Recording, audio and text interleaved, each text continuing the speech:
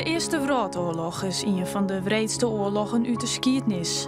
Van 1 juli 1914 tot november 1918 wien alle grootmachten in de wereld belutsen bij deze bloedige strijd. De legers broekten nieuwe en zwiddere wapens, zoals machinegeweren, kanonnen en gifgas. De gevolgen waren enorm. 20 miljoen mensen rekken verwoenen en 9 miljoen voelen de deeën. Keizer en koninkrijken verdwoenen. De oorlog verroerde de wereld compleet.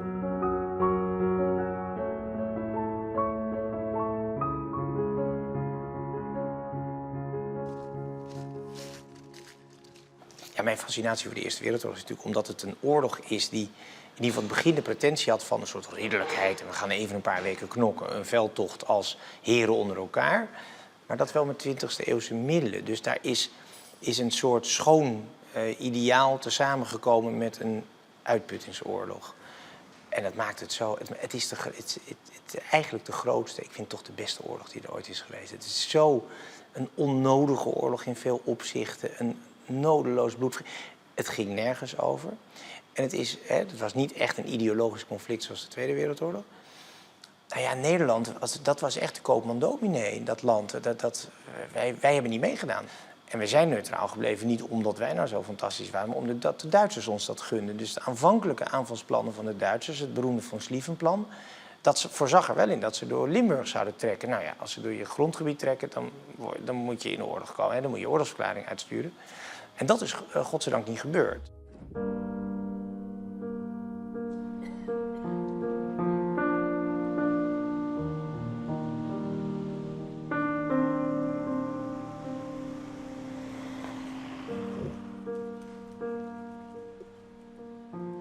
Ja, wij zijn hier op een gedik en we staan voor wat nou het museum is, maar in 1914 wie dit Iepenbieren legerskwalle. En doet op 31 juli 1914 de algemene mobilisatie aankondigen waard. Toen moesten op de volgende dag duizenden man huis en haard en hun baan en vrouw verlitten. En ook de meeste van het 4e bataljon landweerinfanterie, wat uit deze hoeken van Friesland kwam, die waren gemobiliseerd. En al die mannen kwamen op sneun 1 augustus in dit gebouw, waar ze de nacht erop bracht. De volgende ochtend heel betiet stieren ze, waren ze opgesteld, waar toch een officier de dagorder vallen. Dus de man ging op stap en te voet ging naar Jereveen en daar op de trein richting Hudderwijk. Nou, daar gaan ze een aantal dagen zitten en vervolgens zijn ze verder gaan naar Brabant en binnen man in Moergestel te lonen kwamen.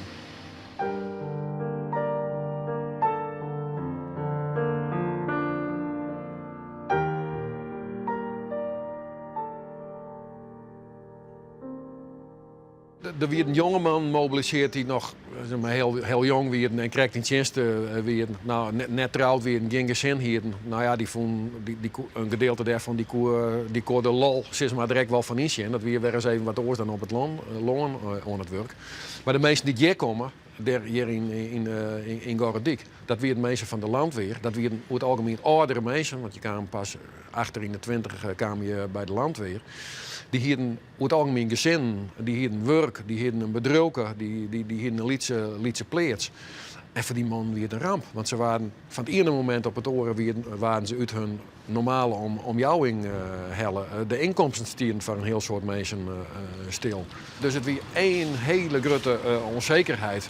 Dat blijkt ook wel uit briefwisselingen die wij kregen van nabestaan. Ook kan ik u van de oorlogstoestand niet veel vertellen, daar wij daar ook al zeer weinig van gewaar worden. We hebben gisteren en vandaag niets gedaan. Doch dat is ook al vervelend, zo'n hele dag niets doen. Een van de mannen die hier op 1 augustus 1914 zich meldde had voor de mobilisatie, dat is Wietse Duursma. Het is een boer, hij komt uit Bakkeveen, waar hij een hele lietse pleats had, te geren met zijn vrouw Ibeltje. En ze had 4 ben. Ze schreeuwen van een part over de hele dagelijkse dingen. Ja, wat gebeurt er op de pleats, hoe gaat het met de prijzen. Dat is wat waar Riebeltje over schreeuwt. Hij schreeuwt over zijn belevenissen tijdens de mobilisatie. Maar ze is dat binnen net zo'n soort, want hij beleeft net zo'n soort. Hij beschreeuwt wel bijvoorbeeld wat ze doen als ze op grenswacht binnen. Hij beschreeuwt echt zijn berusting in de situatie. Dat merkt ik. Er zit geen verzet in of zo. Hij accepteert het zoals het is, maar wel over die zwaren. Wat het leert is dat er in die tijd duizenden Friezen van langere tijd uit Friesland, wij binnen, en die zitten in Brabant. Tegelijk komen er Belgische militairen naar Friesland daar. En dan zorgen we ook nog dat geëmigreerde Friezen in het Amerikaanse leger komen. Dus als je het over een wereldoorlog gaat, dan zorg je dat eigenlijk al die aspecten van al die landen, die komen ook in Friesland te gerren.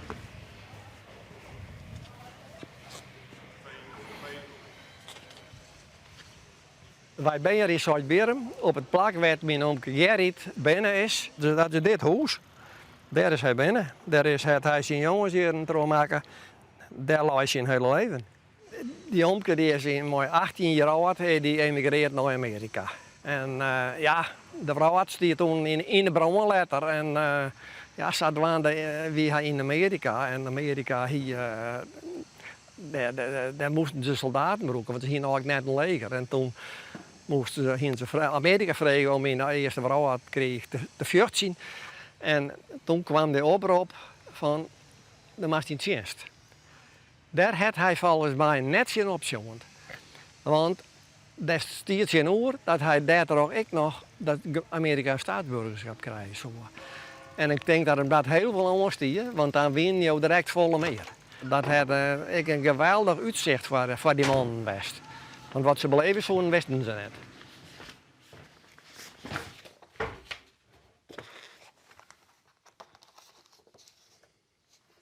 Zij waren daar als het ware voor de leeuwen gegooid. Ze hadden geen ervaring. En het was vreselijke oorlog. Ze hadden kanonnen gevlogen, er waren kanonnen die bulderden de hele tijd terug. En dan waren er op hun sketten en dan kwamen een grote krater. En dan zeggen ze dat ze erin kwam, want er kwam haast nooit wakker zo'n granaat in hetzelfde gat. En ze hebben ze hun daar terug in gescoord. Maar de trauma's, dat had het allermeeste geweest. Hij had denk ik net in zijn oza om het lichaam verwonden geweest, maar die trauma's die kwamen in 1931 overal. Toen kregen ze gewoon stralen eromheen. En dat had iets vreselijks geweest. Dat die zeer en dan konden ze net sliepen. En dat ging er niks meer terug. En daardoor, hij wist net hoe hij ermee omgaan moest. Toen had er een groot aquarium, kijk hoe ze in zijn huis bouwt. En dan gingen we die jongens met de ladder erbij op en dan gingen we in dat aquarium sliepen. Dat die stralen net door dat glas heen komen. En ik heb er een advertentie in en ik weet ook wel zeker dat die 87. Ja. Dus ik bedoel, dat is een respectabele leeftijd dat die zo'n mooi maken gaat. Toen hij overleden is, toen hebben de Zuid-Bermers die daar nog wen, dit is goed doen, die hebben zijn spul dus uit het huis bij elkaar gevonden. En dit binnen de herkenningsplaatsjes die hij op het lichaam droegen had toen hij op het front was. En die hebben onder zitten, zo. En dat wie dus zo, die jou hier dat op je lichaam hingen. En als je kwam te overlijden, dan haalden ze erin bij wij. Dan wisten ze wat er overleden in de oorbloeden op je lichaam zitten. En dan konden ze je weer vinden. En dat bij deze kaartje, hier zit ik, om samen te zien, hier zit zijn DNA nog op. Dus dan kun je ook nog zien dat het familie van me is. En ja, dit is toch wel heel bijzonder. Het is aluminium, het is heel licht. En er staat op Gerrit Zaagsma, bataljon. Nou ja, dan worden er bataljon TD 336 FA. Dus misschien wel veldartillerie, weet ik wat het betekent. Maar dit is echt uniek dat we die nog hebben van Oom Gerrit. Dat is gewoon een stukje van hemzelf.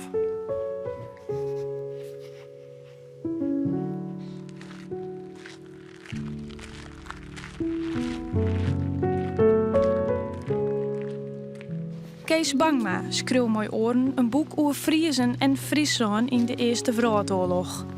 Zijn inspiratie vond hij hier.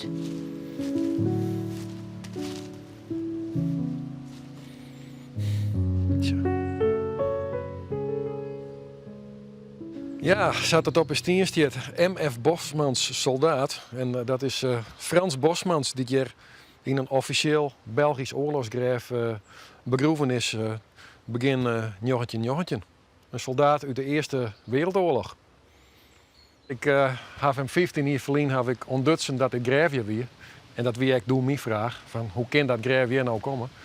In Dokkum. Nederland wie neutraal, dus wij die het net mee onder de oorlog. België wel, de Duitsers werden daar in augustus 1914 binnenvallen. Dus België wie in gevecht met Duitsland. En op een gegeven moment zitten er een heel soort soldaten in Antwerpen. En toen de Duitsers Antwerpen veroverden, toen konden die soldaten geen kant meer uit, behalve over de grens met Nederland. Dus zij hebben hier in kampen zitten, ten gevolge van het feit dat ze uitweken weer naar Nederland.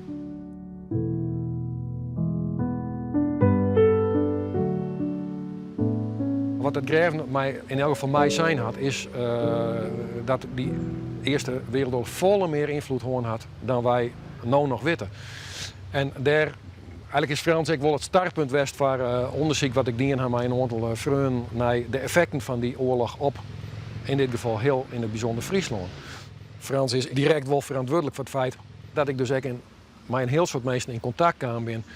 Die het heel mooi vonden dat er interesse nog weer naar paken of soms naar heid. En mensen die er heel enthousiast over waren van dat verhaal wat dan in de familie leeft, dat nou opskreun is. Dus in die zin is dit plakje echt wel symbool voor het proberen om die periode weer een beetje in het voetloch te krijgen.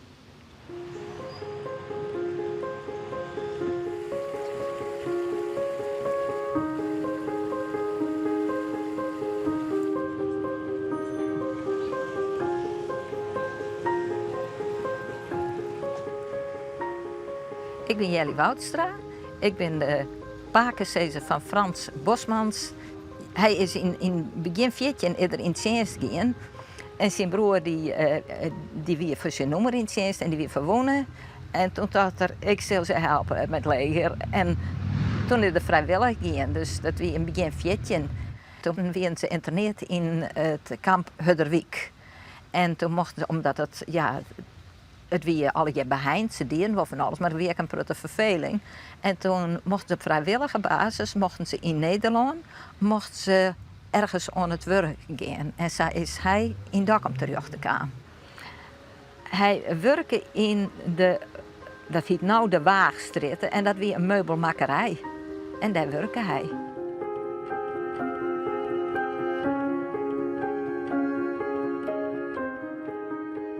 Mijn beppe, dat wie Jeltje Kramer.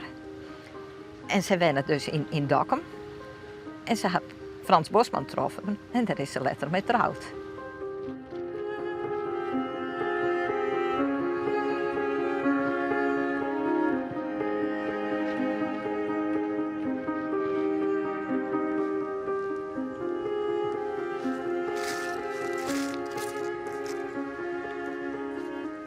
Mijn mem is in april 1918 is ze binnen. En toen had ze als huishouding geleefd. En toen weer de oorlog aanrond. En toen is ze naar België gegaan om wemplak te zitten, een huis te zitten. En op een verromreis, dat wie net zo dat nou gaat, dat we met hinderen wijn en ik bij een boer sliep en zo. Ja, hij weer verzwakt en ja, het heerste de Spaanse griep. En dan had ik de Spaanse griep op rond. En toen ik er thuis kwam en een paar weken nog leeft en toen is het verstaan. Dus ja. En mijn mem en mijn beppe hier in lichte mate. En die vinden we op kaan. Ja.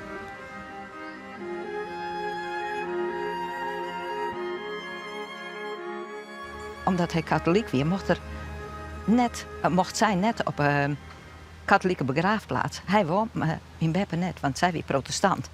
En toen zei hij, dan wil ik op een protestante begraafplaats. Dan kunnen we bij elkaar wezen.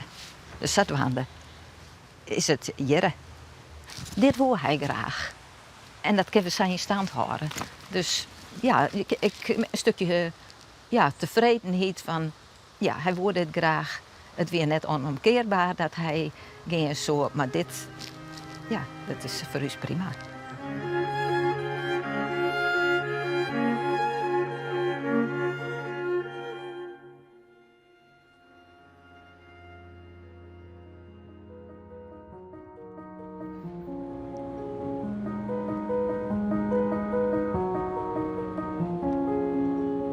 Ik vind het een krachtig beeld. Het laat goed zien wie ze is. Het ziet er een beetje losjes uit, heel elegant vind ik.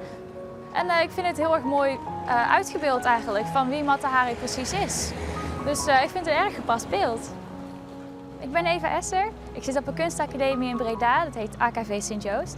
En samen met Fleur van Oort ga ik een animatie maken over Mata Hari.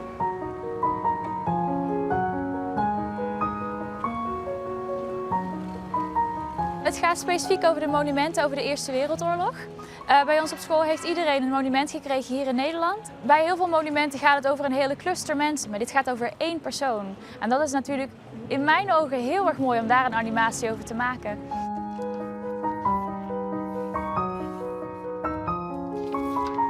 Mooi recht.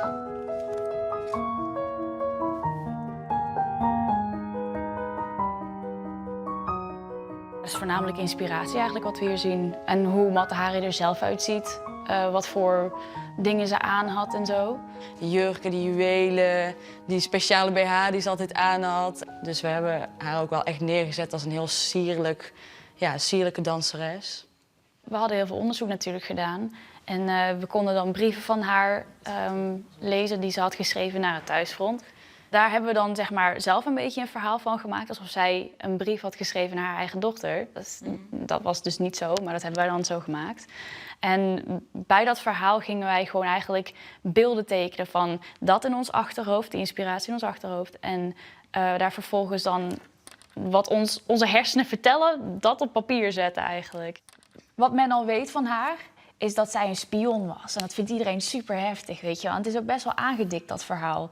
We wilden eigenlijk meer haar eigen perspectief laten zien, waarom ze het heeft gedaan. We vonden het zeg maar best wel interessant dat zij haar precies deed wat zij zelf wilde, haar eigen ding. Ja, daar komt dan dus ook weer die vrouwenemancipatie naar voren. Dus ja, dat is een van de belangrijkste dingen die wij ook wilden uitlichten eigenlijk. En dan hebben we hier het eindresultaat. Even geluid aan.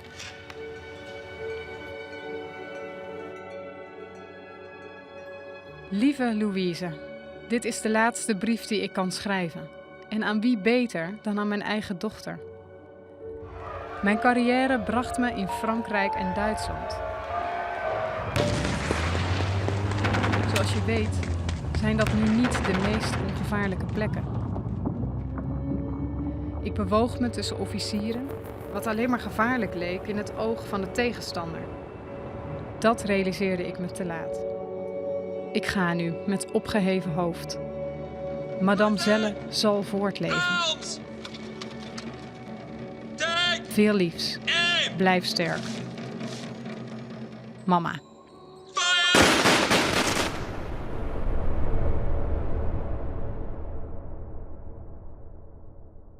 Het is toch vanuit een ander oogpunt dan wat normaal altijd is. Het wordt altijd heel erg historisch verteld. En ik denk dat het wel goed is dat het in een jonger jasje zit of zo een keer. Omdat wij hebben natuurlijk allemaal elkaars animaties gezien. En je komt gewoon zoveel te weten ook van elkaar over die Eerste Wereldoorlog. Inderdaad. Dus het inspireert je wel echt. En daarom vind ik het ook wel heel mooi dat we deze opdracht hebben gekregen. Dat we weer zeg maar, iets meer het aan het licht kunnen brengen van hoe verschrikkelijk het was. En dat we het echt nooit mogen vergeten.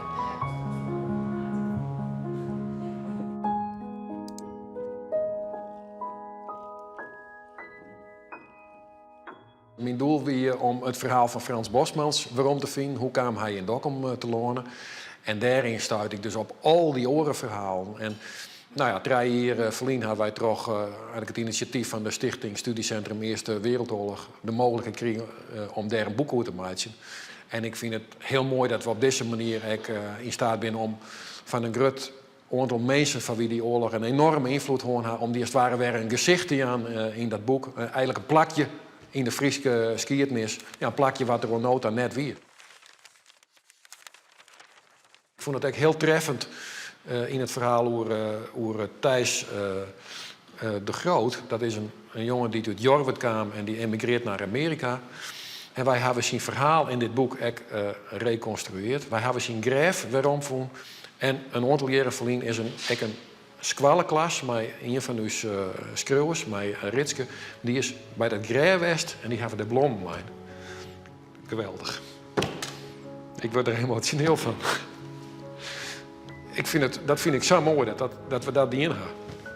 En dat het thema weer uit de onbekendheid hellen is. Ja, dat doet mij een heel soort. 100 jaar verlien op 11 november 1918 kwam officieel een eind aan de Eerste Wereldoorlog. Het lid Nederland droeg krapte en werkloosheid verzwakken achter. Eigenlijk is de Eerste Wereldoorlog niet verwoestend genoeg geweest, want anders was de Tweede er niet gekomen. Dus je hebt overal die monumenten en nooit meer oorlog. In België heb je een groot oorlogsmonument aan de IJzer. Vlaanderen voor Christus en alles voor Vlaanderen. En dat is allemaal vanuit de gedachte nooit meer oorlog.